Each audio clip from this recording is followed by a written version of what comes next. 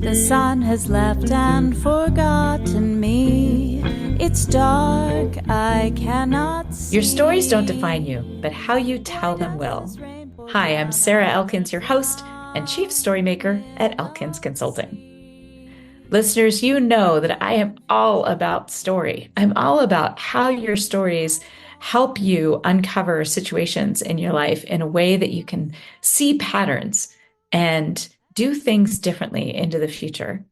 You know that the stories that you tell affect your internal messages, and they actually affect your identity and how people see you, how people experience you. So if you are in the middle of job hunting or you know somebody who's going to be interviewing, please don't hesitate to reach out. Check out elkinsconsulting.com and my new course on Udemy. It's job interview storytelling. Well, you are in for a treat today. Sarah Lines is joining me from Queensland, Australia. And we already connected a little bit about that because some of you may know that I was a study abroad student at the University of Queensland in Brisbane, Australia. And it's so wonderful to hear the accent again because it's been a really long time. I still am in touch with my host family, so I do talk to them periodically, but it is such a pleasure to welcome you on the show. Thanks for joining me today, Sarah. Thank you so much. It's so good to be here. Well, I know it's only 10 a.m. your time and it's evening my time. So let's just jump right in. I would love to hear something about you that most people don't know. It's not on your website, it's not on your bio or your resume or on LinkedIn. What do you think? Do you have a story that you can share with us? Oh, I have many stories, and what's coming to mind is actually, my very first memory. I was probably only 2 years old, and this was a memory of, it was quite a violent memory. It was my dad had his fist in my mum's face, and this imprinted in my field and set me up for life, right? This deep fear of men, of conflict, and this led me down a very long path of ebbs and flows, which led me to where I am today, looking back with forgiveness and gratitude and the blessings that this life has given me. I can go anywhere with this story if you like. Mhm. Wow. So the first thing that came to you was that memory of your dad hitting your mom. Yeah, yeah. That's crazy. When you think about that, that being your first memory, it's a good question. Where do we want to go with this? It brings me to who was somebody who showed you something different. hmm Well, the first person that comes to my mind is my grandmother, who I was very close with, and I received the unconditional love and support and time and attention from her. She was my safe space to land, the woman I could talk to. Um, and she really set me up for feeling lovable and heard and seen. Mhm. It's a So, beautiful what's one thing. memory when you think about her? What's one memory that pops into mind, like a vision of an experience with her? Are you in her kitchen? Are you on her lap? Are you in a Yes. garden?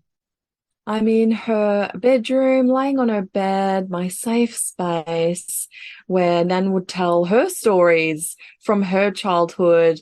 And I just love to listen to the stories that she had to tell. She had such oomph and humor, and that was just a loving space for me to be in. I felt so safe. I still remember the smell of her clothes. She had that Mhm. house for as long as I was alive, up until about 30 years old.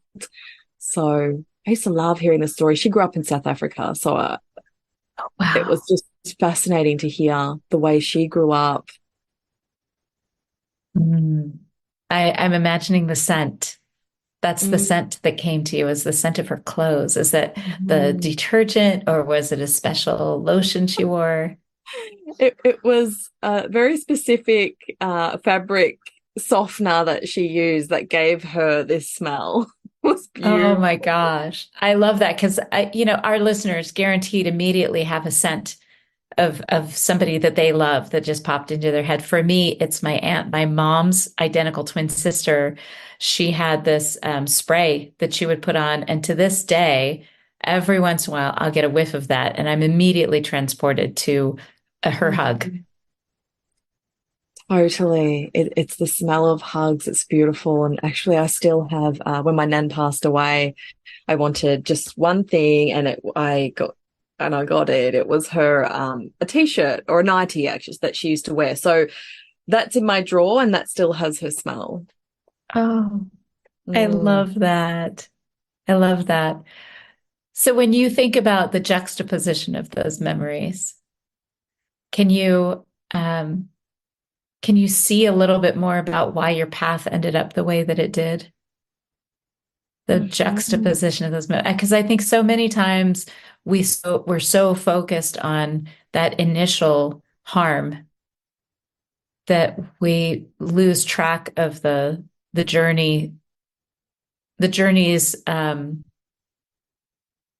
experiences that turned us to the more light side of who we are and where we are.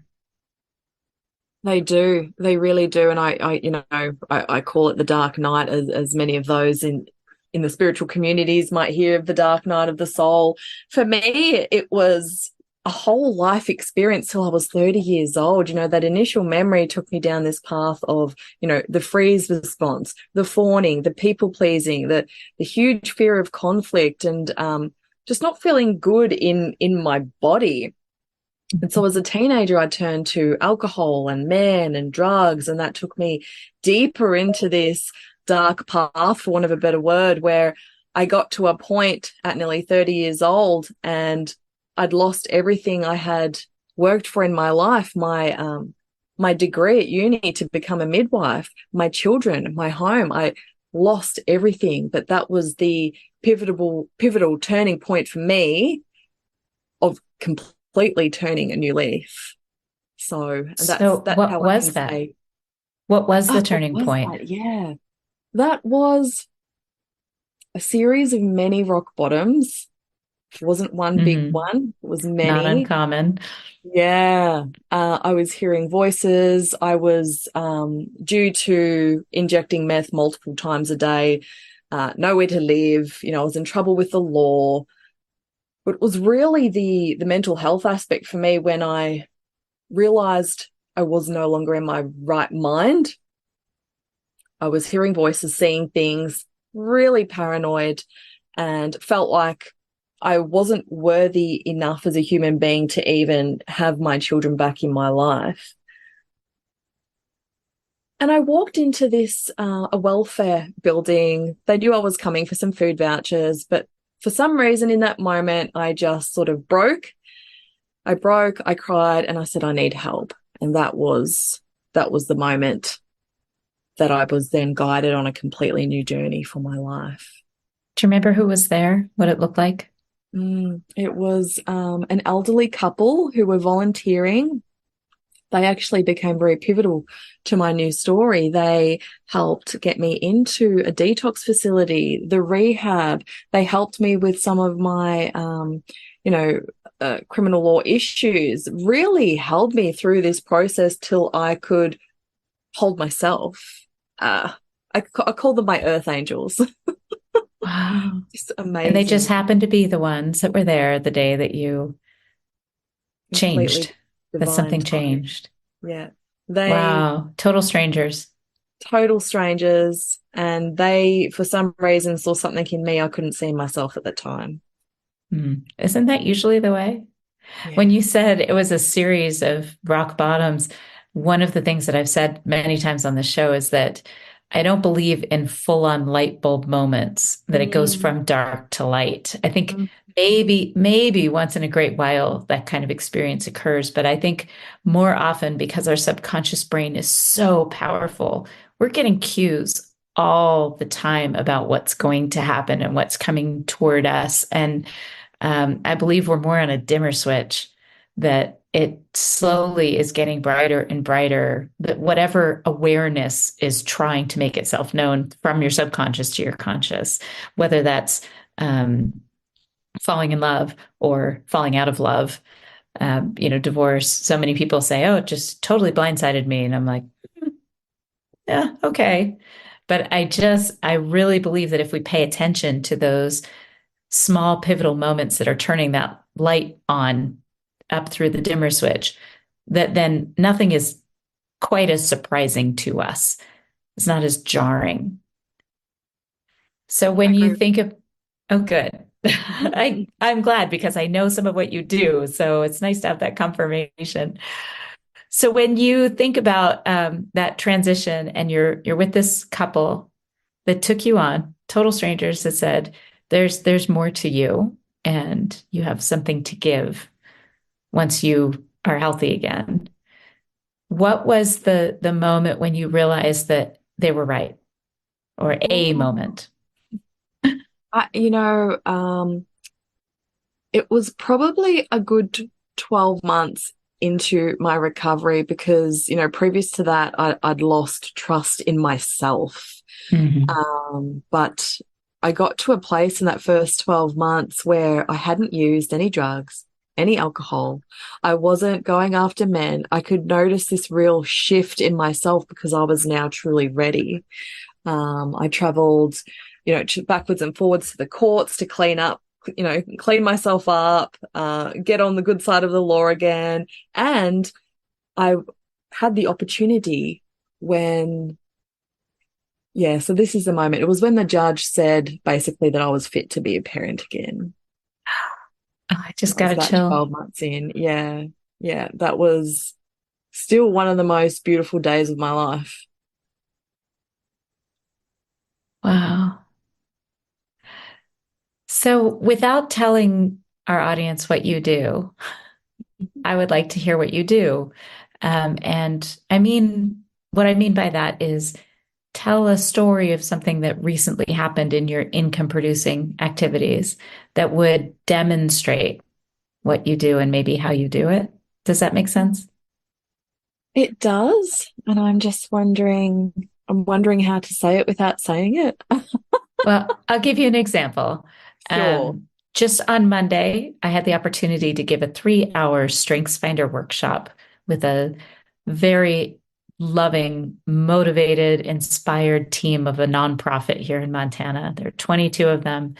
And there was a moment where another person on the team answered the question that the other person had about her strengths in a way that made it very clear to the whole room that they really understood the value of this person's strength, which is very different from the rest of the people in the room.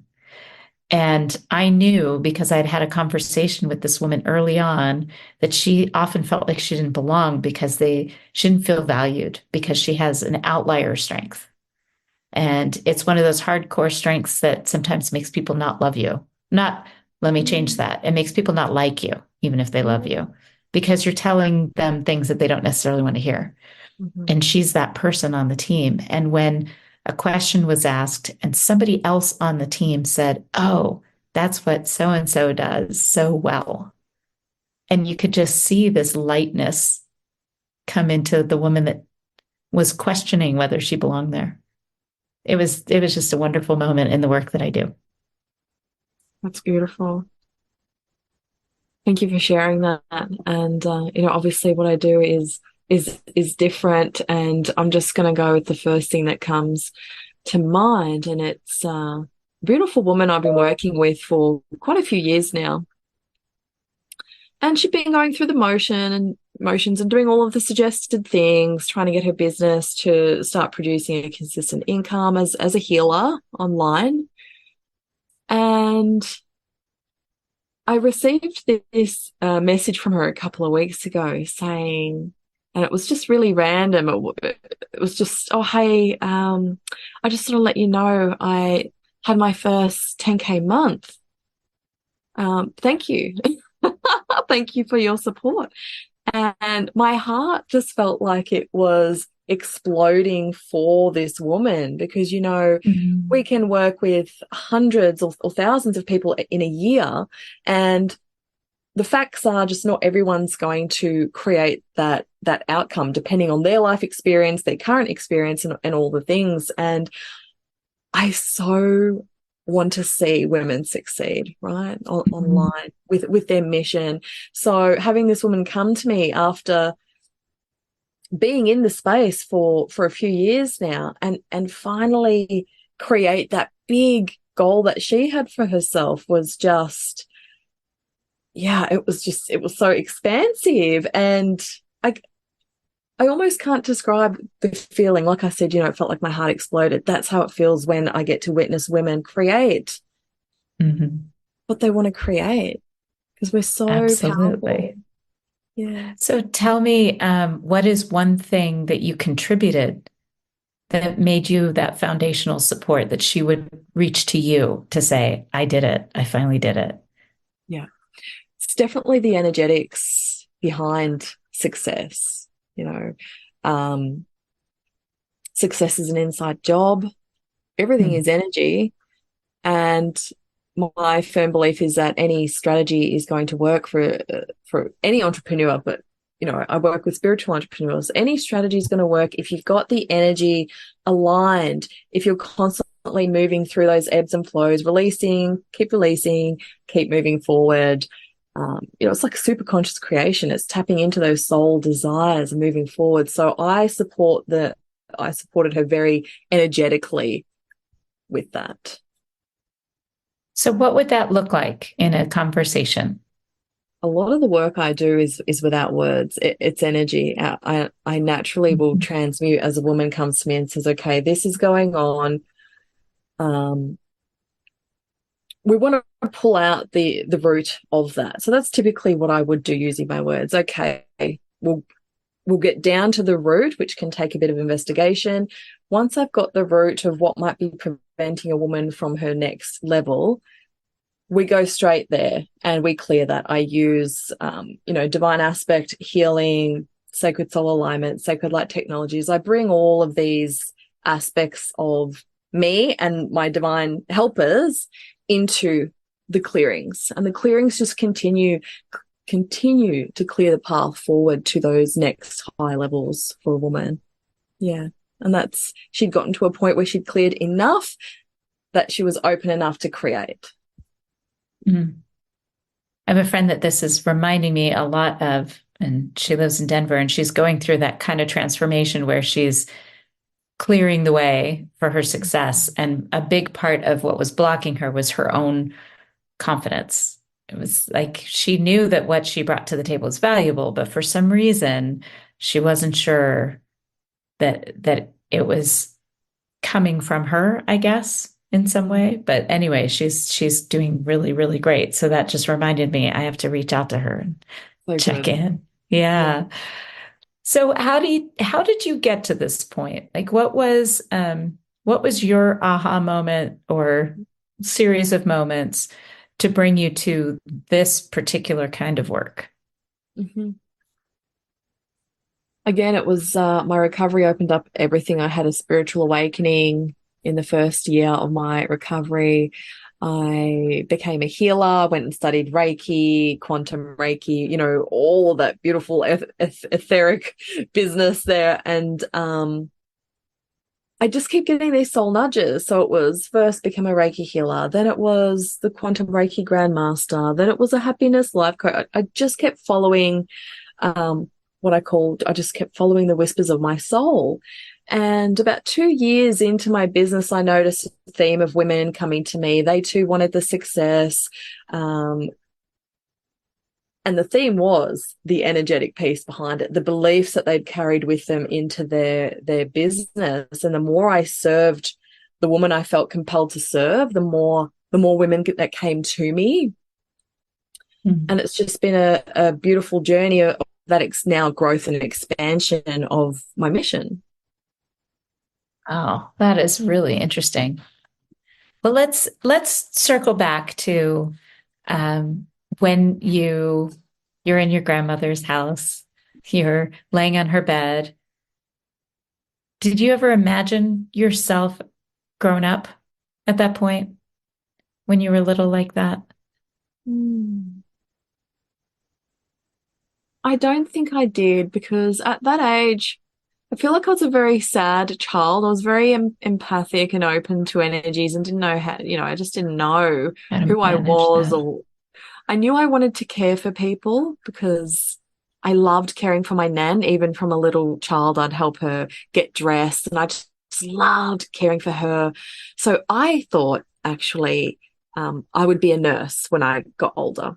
And I did become a nurse and then a midwife, had my spiritual awakening in recovery, and that's where I realized my mission was bigger than working in a hospital. But yes, to answer your question, I thought I would be a nurse when I was growing up, and I always knew I'd have children. Isn't that funny? And how old are your children now? Yeah, so my youngest one, he's about to turn 15, and then I have two girls who are fully adults living their own lives now, 20 and 23. One is a nurse. Yeah. Yeah, I'm not surprised by that. Yeah. Wow. I'm so relieved to hear that after all of what you went through in those first 30 years, that you now have a relationship with all three of your children and that you're in this different place. What do they think of your work? Do Mm. they talk about it? My eldest girl is very interested. She loves what I do. We talk every day. We're like best friends. My middle girl, actually, she still hasn't spoken to me in many years. So Mhm. she's the nurse. And even though I'm nearly 10 years in recovery, just holding space for her and knowing that she'll come when she's ready, whenever that may be, and I'm ready for that. I'm so ready for that. I can't wait to be a grandmother one day, and I want to know my grandchildren. Mhm. But to answer your question, yeah, my boy, he's grown up around me, creating my business, growing my business. Now being able to spoil him, and he very much enjoys that and make sure that Mhm. he's spoiled all the time. So Mhm. yeah, they're proud of me. I That's can see. awesome. Yeah, I hope that that was okay to ask. I think it's of course important it for people to is. see that there's still that darkness. It doesn't matter Absolutely. how much work we do, there's always somebody else that we love that can't be there with us Yeah, just yet. totally. And that carries with me, and that's in my heart quite a lot. Even though I'm in such a good space today, Mhm. I still feel like I'm waiting for that moment when my daughter comes back to me. Mhm. I have a friend that just happened. Her daughter, who had been not estranged necessarily, but had not been close. She just recently, I think she's 25. Maybe that's an age thing. Yes. Hmm. Beautiful. It's such a relief to me to hear all of the ins and outs of people's stories, to know that um, it wasn't just one big aha moment and everything was fixed. Because I think a lot of people see that as the journey, that, oh, you just do the work and then it's fixed. And that's just not how it goes. And still to be able to treasure your moments despite the fact that there's still an edge, there's still something Hmm. that hasn't healed. And I think that's a really inspiring part of the story. Thank you. Oh, this has been such a pleasure. So, for our listeners, how do they reach you? What do they reach you about? What is the best thing for them to know about you at this point? Yeah, sure. So, you can find anything about, me and my offerings just on my website, which is newearthschool.com.au. You can come and chat to me on Facebook. I'm there a lot. I do a lot of uh, free things like free classes, workshops, card pulls. I love to support my community, starting at that level. So I'm over there at Soulful Sarah Lines. Say that again. At At Soulful Sarah Lines. soulful. I love Yeah, that. That's yeah, when I think about the music that I enjoy, I always use the term soulful. That's beautiful. awesome. Well, Sarah, thank you so much for joining me on Your Stories Don't Define You, How You Tell Them Will. This has been a pleasure. Thank you. Listeners, now it's your turn. What resonated with you about this conversation? What part of your life haven't you healed yet that you can still find the joy and beauty in the world around you, despite that hard edge that remains? Everyone has one of those. So if you feel like it, send me a quick message. Let me know what you got out of this conversation. And I am looking forward to hearing from you. Thanks for listening. Smile, what's the use of crying? You'll find that life is still worthwhile if you just smile.